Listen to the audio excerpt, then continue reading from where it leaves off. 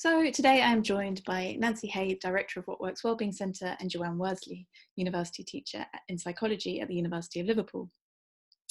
They were part of the team behind the Student Mental Health and Wellbeing Review of Reviews, which was published on the 5th of March. Now, as we all know, being in Smarton, universities play an integral role in protecting and improving the mental health and wellbeing of their students. And with student mental health worsening in recent years, it's obviously gaining greater attention and funding.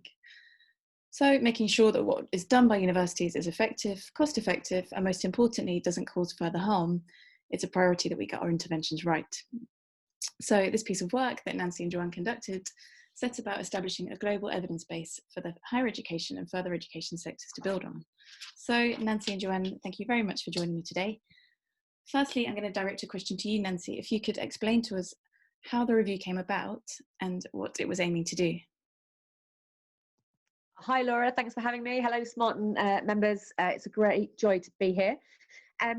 We at the Works Centre for Wellbeing have been working with Department for Business, Department for Education and others about what works for adult learning for some time and how that helped wellbeing. And through that work and applying wellbeing research more generally in a range of different contexts, we ended up working with Universities UK to support the learning as the step change framework was being applied. There was loads of enthusiasm to take action in this area, which is brilliant, long overdue, great to see. But we couldn't find out what people had already done and how robustly we could rely on that. And there was no real having that in one place, which meant a couple of things. It meant that when people were doing things that were innovative, actually they may not be that innovative. They've probably been done somewhere else quite a lot. We were remaking the wheel quite a lot. Everyone was doing this similar things. We weren't able to move forward that well or that quickly because there were sort of lots of different bits here and there. And I was concerned that we might do some harm, particularly with some of the projects and messaging. There was some concern from other literature that we might do harm. And also it was brilliant. There's all this enthusiasm, this time and effort and money going into this, and I wanted to make sure that it really made the biggest difference it could, and that we basically we're having a difference, making a difference to people's lives. I wanted us to make progress together as well, so not just individual pockets or different institutions, or we wanted researchers, university staff, student services staff, policy, students, providers, all of us working from the same evidence base to really make a difference to people's lives in something that we know matters a lot. Wonderful, thanks for that excellent summary, Nancy. I wanted to ask a question just specifically about mental health intervention. So what does that mean when we say mental health intervention? What sort of thing would this be including, and what are the restrictions as to what might not be included as a mental health intervention? Just at the top level, before Joanne goes into a bit more detail, so the word intervention can feel a bit done to, like something's being done to you. It's just a word that we use to describe something that is done, and it can include how it's done as well as what is done. And it is a way of just comparing it to not doing something at all. We use the term mental health and well-being, looking at mental ill health, but also how you promote positive emotional health and overall well-being, of which universities and colleges contribute a lot to the well-being of the nation and the individuals and communities of which they're part. And we wanted to understand that more fully and to get the full breadth of types of things that can be done. Great. Joanne, did you want to add anything further there? Yes, hello Laura, thank you for having me, and hello Smarton members. So just briefly then, we reviewed evidence on interventions to improve general mental health and well-being. This included evidence on psychological therapies such as cognitive behavioural therapy, CBT, through to setting-based interventions such as academic and curriculum-based strategies. It was limited to interventions to support and enhance well-being of students, but excluded interventions to address specific pre-existing conditions or difficulties, such as attention deficit hyperactivity disorder. Wonderful, thanks. That's really clear. Joanne, would you be able to talk to us a little bit about how you conducted the review? Yes. So we carried out a review of reviews so that we could quickly capture the largest body of existing research on general mental health and wellbeing interventions for college and university students. The review was based on systematic review methods. So we searched gold standard electronic databases, independently screened search results and extracted and checked data, conducted a formal quality assessment of the included studies before narratively synthesizing the findings and identifying gaps and limitations in the current evidence. We included evidence from studies in OECD countries published between 1999 and 2019 to maximise relevance to the current UK context. Fabulous. Thank you, Joanne. In the review, you talk about 11 of the reviews being of high methodological quality. So for the lay people among us, would you be able to elaborate a little bit on what high methodological quality means? Yes, of course. We use the AMSTAR quality assessment tool to assess the methodological quality of the included reviews. The AMSTAR tool was used to indicate whether each review had been well designed, appropriately carried out and analysed. All QA tools assess both the methodological quality of studies and how well they were reported.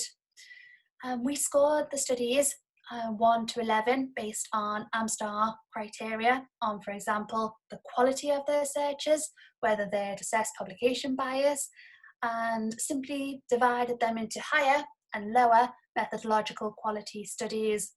And it just provides an understanding of the relative quality within this body of evidence. Brilliant, thank you. Similarly technical question, primary and secondary evidence, you talk a lot about that. Could you again elaborate for the non-researchers among our audience? So primary research typically involves an in-depth study of a specific area for a specific purpose. Secondary research is either repurposing of data for another purpose, so in secondary data analysis, or in this case, reviewing and synthesizing evidence from multiple studies to quickly gain an understanding of what is already known and what the gaps and limitations in understanding are. So it provides a more complete picture. Brilliant, thank you. Nancy, did you have anything to add to that? Yeah, so the other thing the centre normally does when it's doing these reviews is to have a look at studies that aren't academic ones as well. So evaluation reports and other research carried out by policy teams, by charities, by businesses, by organisations themselves.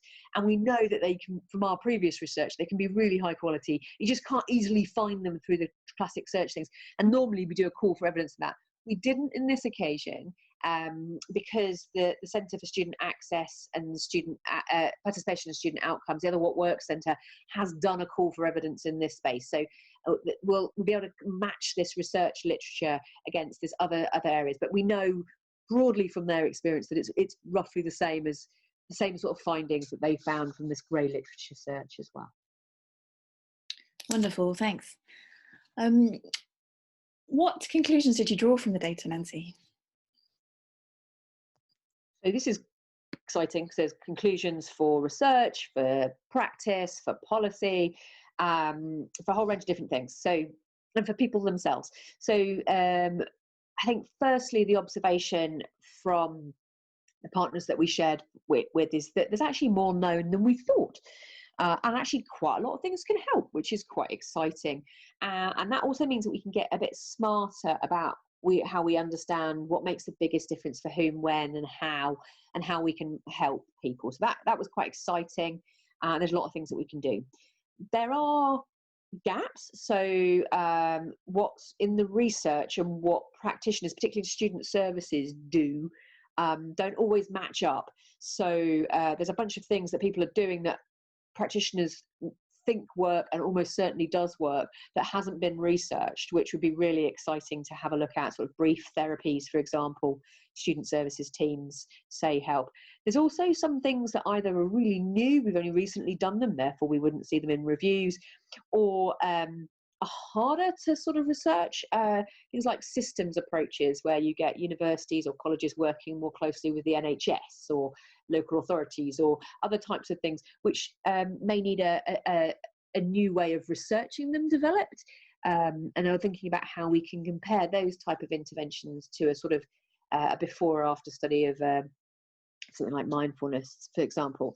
There's also an intriguing little hint in there about these non-mental health interventions that look like, I mean, can't be as confident, but it looks like they might, in some cases, have a bigger impact than some of the mindfulness ones, or, for example, which brings me to this last bit. So a number of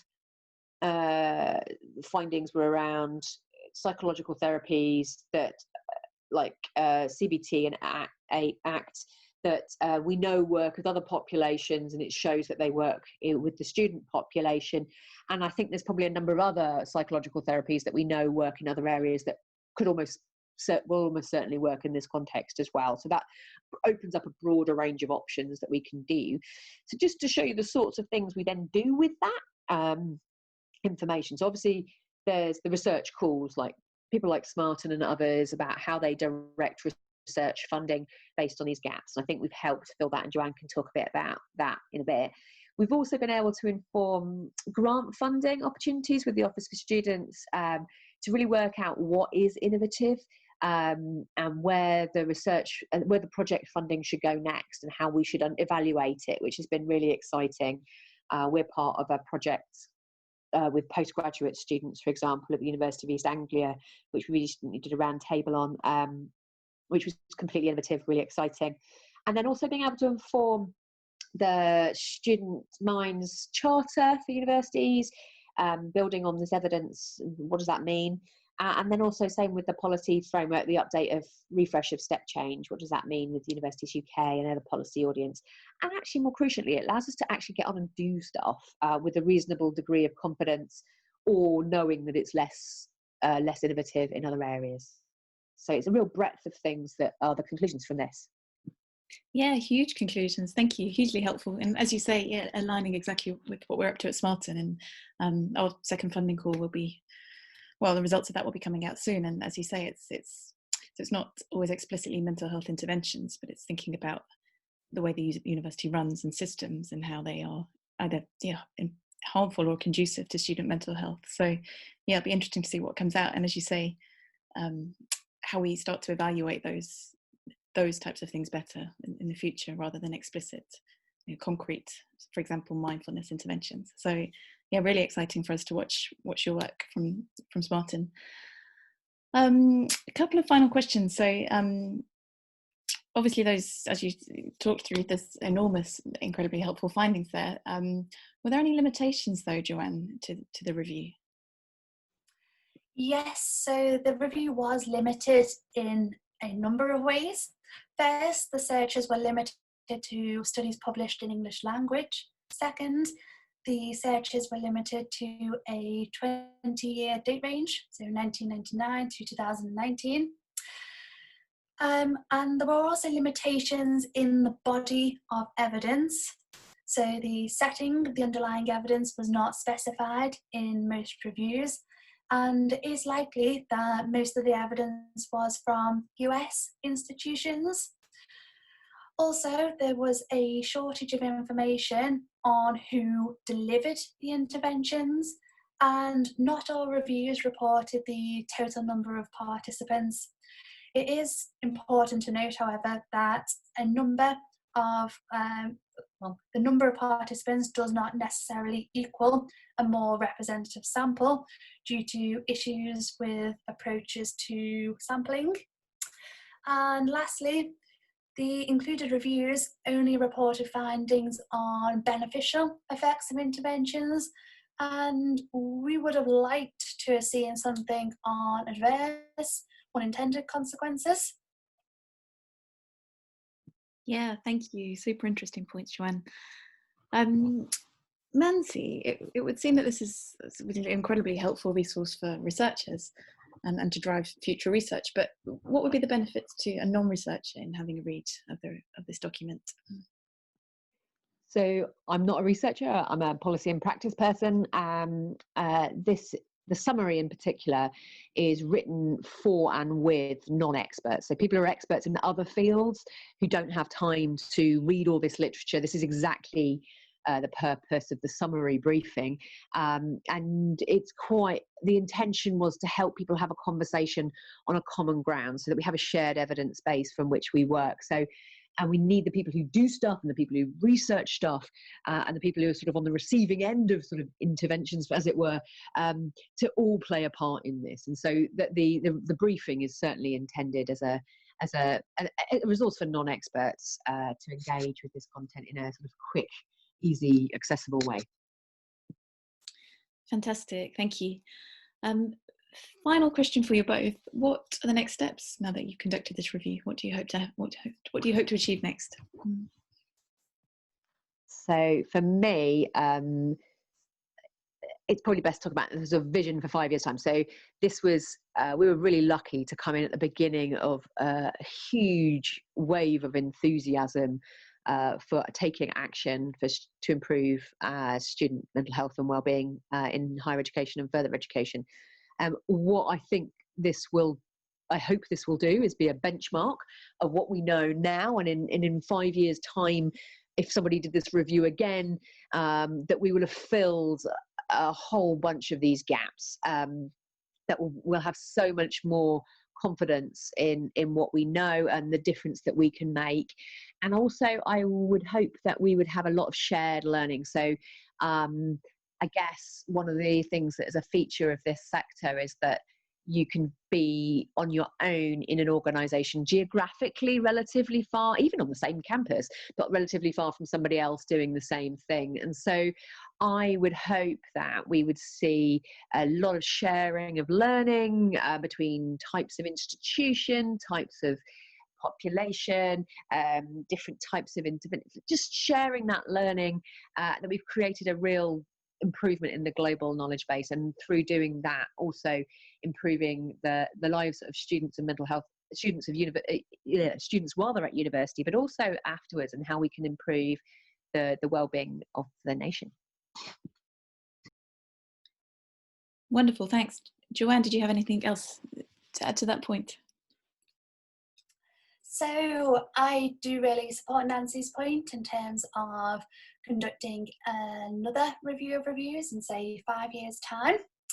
And I just thought I'd quickly tell you about some other exciting research that I'm currently undertaking, which was funded by Smartin. So I have been exploring the unique transition period from school, college and home into university using mixed methods. And I've also particularly focused on the role of accommodation environments and students' expectations of university life versus the reality. And so far I have conducted a number of focus groups with first year students about their experiences of university life, living in halls, and also their learning environment as well. And we also launched a large online survey across 2 universities, so the University of Liverpool and Liverpool John Moores University. And I'm currently analysing the findings, so the qualitative research, so the focus groups, I'm using thematic analysis. And with the quantitative data, we are running a number of regression analyses So I'm looking forward to sharing the findings more widely when they are ready to be shared. Yeah, definitely. And we're looking forward to sharing them too through the Smarton website later this year. Great. Finally, just to say, if people want to access the review, it's www.whatworkswellbeing.org. Is that right, Nancy? Yeah, it's in the education and learning section of the centre's website. Yes, please. Okay, fabulous. Thank you ever so much both for your time and for giving us that really comprehensive overview of what the review was all about. Thank you incredibly. I'm sure Smarton listeners will find it most helpful and informative to their work. Could I just say, Laura, thank you for having us. And I would also just like to thank Nancy for the opportunity to undertake the review of reviews. And also thanks to both Andy and Rhiannon for all of the support and guidance throughout. Thank you too, Laura. I've really enjoyed it. It's been great fun. Yeah, thank you both. Yes, it has. Thank you. Thank you.